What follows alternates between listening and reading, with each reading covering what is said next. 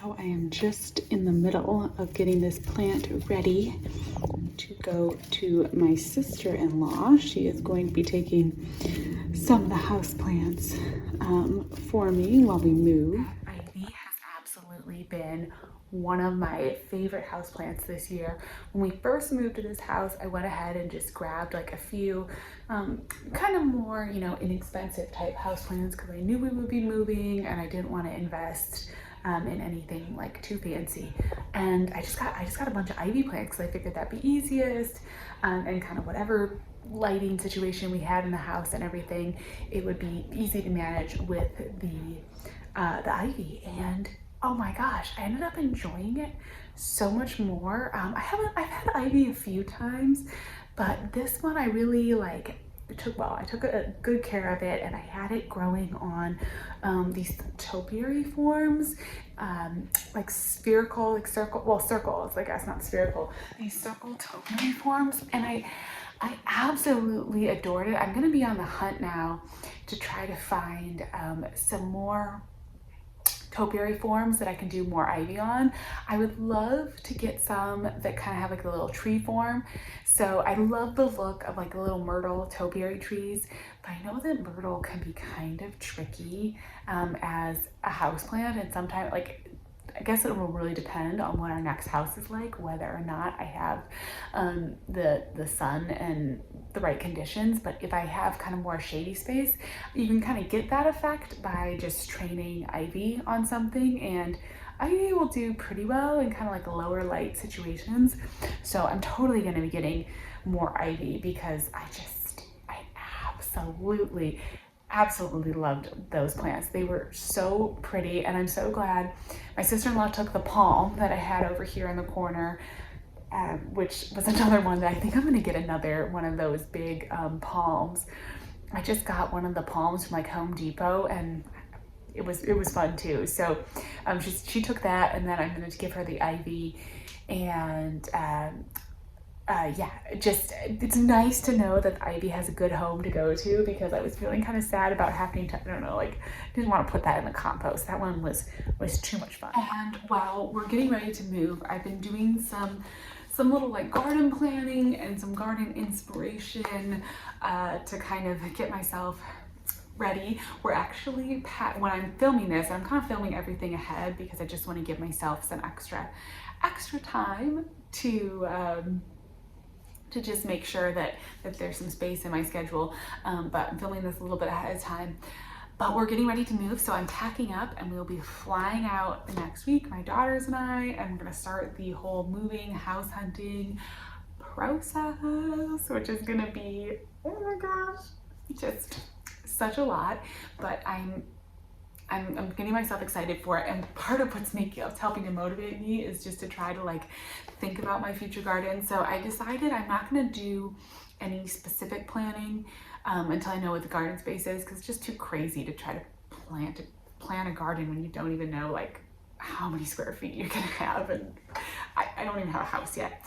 But I am starting to so I'm making my list of just the plants I want to grow, not even necessarily the specific varieties, although I have some varieties in mind. But if you're getting to the end of the season and you're starting now to think about 2025 garden, and you're kind of struggling with where to start, or maybe you're starting a new garden, what I like to do is just write down, this is I just went into my notes app and I just wrote down literally just a list of all of the plants that I know I want to grow.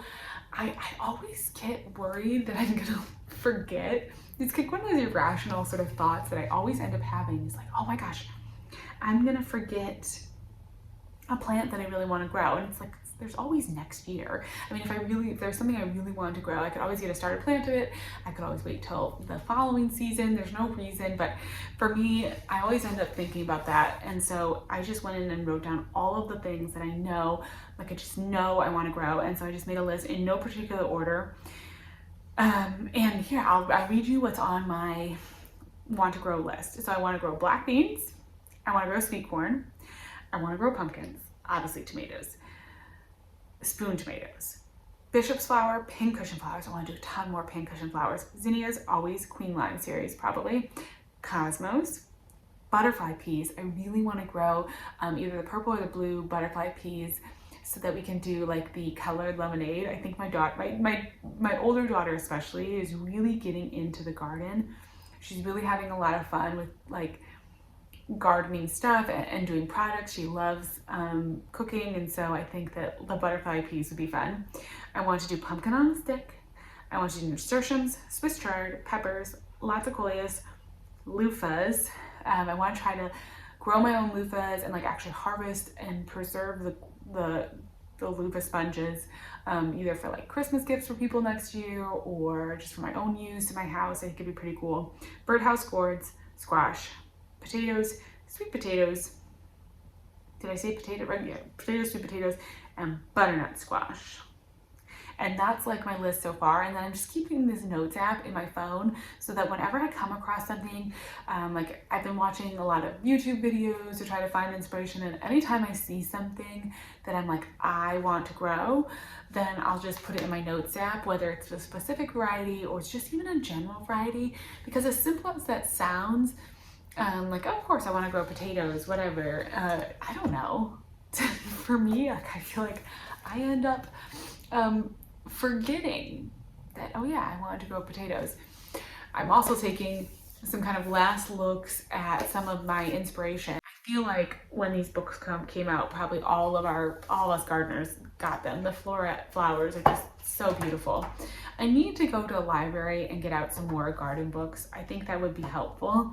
But just even looking through, this is her year of flowers, so it's just focused on cut flowers.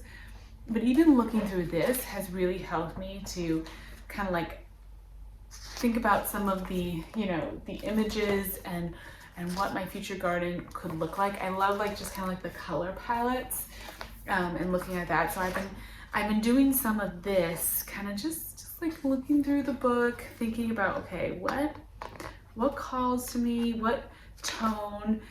Every year I kind of do a little bit of a color tones theme, and I haven't quite decided for this 2025 garden what exactly I want, but like look at this bouquet. I think this is kind of the vibe I want in my garden. What was in here? Okay, so there's a Rebecca, Macao, orange ruffles, sunflower. So I might have to go to Floret Seed. They always sell out fast. Some bronze fennel. Yeah, I could get some of that. I think kind of like these bright summery tones are sort of the tones for the garden next year. But I've been doing this, and then I plan once we move to go to, as I said, go to the library, try to get out some more garden books, and just try to get as much inspiration. It's very intimidating starting the garden like all from scratch, especially with this one being one that I know I want to be in like forever. Hopefully this will be my forever garden. And not that you can't change like the layout and some of that stuff, but obviously once you have permanent structures in place, it gets harder and harder. So I probably will do a lot of in-ground growing, I think, for this first year, as I just sort of tentatively start to think about how I'm going to grow. I've got the raised beds that are coming with me from this garden here, and then I'll probably just do a lot of like in-ground kind of Charles Dowding style gardening, which I like in general. I actually like the look, and I think that there's something nice about in-ground growing, and obviously it's just more affordable. When we move the house, we're gonna have a ton of cardboard, so doing that like no dig style with where you lay down the cardboard and then you put the soil on top, that's actually gonna be incredibly feasible for me. So I'm hoping, I think my like tentative plan is like I'm gonna save the cardboard that comes when the house is packed up. I'm gonna save the cardboard, and I'm gonna at least try to rough in some basic beds. I know as my list, the list is helpful because I know I want to grow potatoes. I know I want to have pumpkins. I know I want to have sweet corn. So I have some field crops that I know I want to have. I know I want to have a cut flower garden. So I can do some of that like in-ground, big in-ground planting. That will all definitely be just no dig, in-ground planting location. And then my kitchen garden with raised beds and so forth is going to be a little bit more of a developing process, and we'll just kind of see how that goes. But I could at least even rough out some space for that with the cardboard and everything. So it's exciting. It's exciting and like a little nerve-wracking. And yeah, we're packing up now. We're getting ready to move. It's making me feel, I'm a little nervous just about house hunting in general. It's such a big decision. And for me personally, like my home it's where I spend so much of my time. It really is my happy place. Like I love to be at home. I love to create a home. And so I kind of feel a little pressure that I want to get it right. And then of course I garden, so like I want to have that garden space. I want to find that.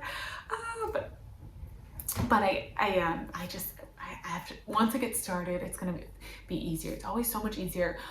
Once I'm looking at houses, I'm going to feel so much better about this, but it's just that like, you got to get over the hurdle and like get into it. And then once you're into the process, things go a little more smoothly. I am kind of excited too, because I realized, so we're moving to a slightly different area in Virginia. I'm just not going to specify the area just, you know, for privacy, but we're moving to a slightly different area, which is actually, so I was in zone 7A, it's going to be in zone 7B. I don't think that's going to make too terribly huge of a difference.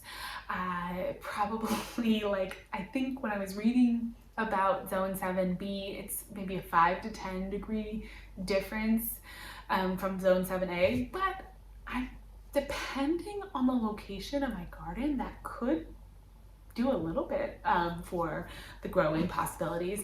Now, when I grew in Virginia before, my previous garden was a very enclosed, it was a townhouse garden, so I had high fences, it was up close to the building, very small, lots of stone patio around. It really had a microclimate.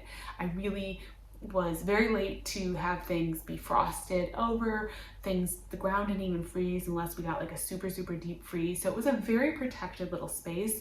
So I don't know if that 5 to 10 degree difference will actually make any kind of a difference, especially if I'm growing in a more open field kind of space or anything like that, because I feel like I kind of already had a microclimate before. So, but it was a kind of a fun development, you know, getting a little warmer. I'll take it. I'm fine with the zone 7B. That's okay with me. And as I said, every single garden is going to have its own microclimate. You're going to have to, you know, learn the space, and I know I'm going to be doing probably a lot of learning this coming year, trying to figure out what my garden space, what my new microclimate is going to be like. But hey, zone 7B, I gotta update everything. And yeah, that's pretty much it. After this, I'm gonna go pack up some more bags, get my suitcases ready, and get my ivy off to my sister-in-law and get everything packed up, shipped up, and ready to go. But it does feel good to have some steps forward. So I have some ideas for doing the no-dig spaces. That's good. I'm working on this list. As I said, I keep adding to it. I've been seed shopping, but I haven't placed any seed orders.